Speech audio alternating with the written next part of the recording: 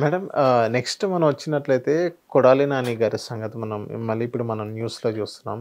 ఎప్పుడైతే జగన్మోహన్ రెడ్డి గారు ప్రభుత్వం అధికారంలోకి వచ్చిన తర్వాత కొడాలి నాని గారు అదే టికెట్ తీసుకొని ఎమ్మెల్యే అయ్యారు, మంత్రి అయ్యారు. సో, ఆయన ఏదైతే రావి వెంకటేశ్వరరావు గారు ఏదైతే షాప్ మీద పెట్రోల్ ప్యాకెట్‌తో దాడి చేయించారో అందులో 9 మందిని అరెస్ట్ చేశారు.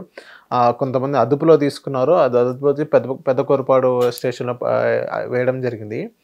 సో, దీని వెనక అనుచరులు మొత్తం కొడాలి నాని గారి వైపు ఎందుకు వేలెత్తి చూపిస్తున్నాయి?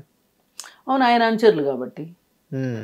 ఇప్పుడు కొడాలి నానికి, రావి వెంకటేశ్వరరావుకి విభేదాలు ఉన్నాయని జగమెరిగిన సత్యం. మరి అలాంటప్పుడు రావి వెంకటేశ్వరరావు మీదకి ఎవరు పంపిస్తారు? రాజకీయ ప్రత్యర్థి కాబట్టి అతనిపైకి కొడాలి నానియే పంపించగలుగుతాడు. మీకు ఒక ఎగ్జాంపుల్ చెప్పాలంటే మల్లీశ్వర్ సినిమాలో ఆమె పలానా రాజకుమారి అని చెప్పి ఇప్పుడు ఆమె మీద మల్లీశ్వరి ఆమెకి ప్రాణహాని ఉంది అని చెప్పి ఆమె తండ్రి తాలూకు వారి వైపు నుంచి ఒక అపాయం పొంచి ఉంది అని చెప్పి ఆ అమ్మాయిని చాలా దాచి జాగ్రత్తగా పెడతా ఉంటారు. ఎంత దాచి పెట్టాలని చూసినా కానీ ఆ అమ్మాయి ఎక్కడుంటే అక్కడికి వెళ్ళి ఆ అమ్మాయిని చంపాలని ప్రయత్నం చేస్తారు. ఎందుకు చేస్తారు, చంపాలని ఎందుకు చూస్తారు అంటే ఆ అమ్మాయి వెనక మళ్ళీ కోట్ల ఆస్తి ఉంది కాబట్టి ఆ అమ్మాయి చచ్చిపోతే వాళ్ళకే వెళ్తుంది కాబట్టి ఆ ఆస్తి. సరే, ఇప్పుడు ఈ వాళ్ళ తాతయ్య ఏం చేస్తా అంటే ఇటు సైడ్ తాతయ్య ఆ అమ్మాయిని కాపాడుకోవాలని చెప్పి శతవిధాల ప్రయత్నం చేస్తాడు. అయితే అప్పుడు ఒక ఐడియా వస్తుంది వీళ్ళకి, ఇల్లు అలసిపోతారు కాపాడుకుని. అసలు ఈ యువరాణిని ప్రపంచానికి పరిచయం చేసేస్తే ఈమెకి ప్రపంచం మొత్తానికి తెలుసు వీళ్ళకి గొడవలు ఉన్నాయని. ఈ అమ్మాయి మీద ఈగ వాలినా సరే వాళ్ళే చేశారు అనేది వస్తుంది అని చెప్పి లాయర్ సలహా చెప్తాడు. అవునా?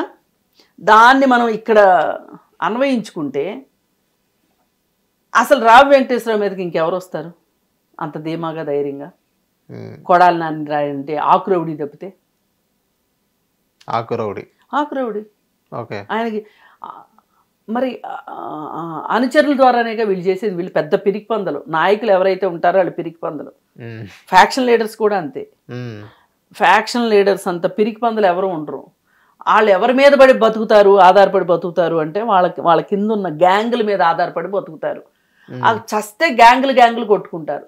ఇప్పుడు రాజులు కూడా యుద్ధాలు చేసుకునేటప్పుడు ఈ రాజు ఆ రాజు యుద్ధం చేసుకుంటే డైరెక్ట్గా ఏ రోజు యుద్ధం చేసుకోరు. ఆ సైనికులు వీళ్ళ సైనికులు యుద్ధం చేసుకుంటారు. భటులు యుద్ధం చేసుకుంటారు. రాజులు ఎప్పుడు యుద్ధం చేసుకోరు కదా. అలాగే ఇక్కడ కూడా అంతే. కొడాలి నాని ఇంట్లోనే కూర్చుంటాడు. ఆ పెట్రోల్ బాటిల్స్ ఏవో అనుచరులు కదా తీసుకెళ్ళి వేస్తారు. వీళ్ళు బలయ్యారుగా ఆయన వల్ల. మరి అవ్వాల్సిందంటారు. మరి ఏం చేస్తారు? వాళ్ళకి తెలిసి ప్రమాదంలోకి చిక్కున్నారు కదా. తెలిసి పద్మవ్యూహంలోకి వెళ్ళిన వాళ్ళని ఎవరన్నా బాధపడతారు వాళ్ళ గురించి? అసలు మీ వృత్తే తప్పు. ప్రమాదకరమైన వృత్తిలో మీరు ఎంచుకున్నారు, మీదే తప్పు.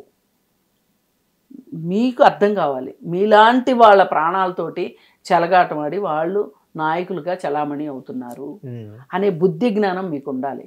అందుకని రావి వెంకటేశ్వరరావు మీద ఇంకెవ్వరూ చేసే అవకాశం లేదు. కేవలం కొడాలి నానియే చేస్తాడు కాబట్టి కొడాలి నానియే దీనికి కారణం.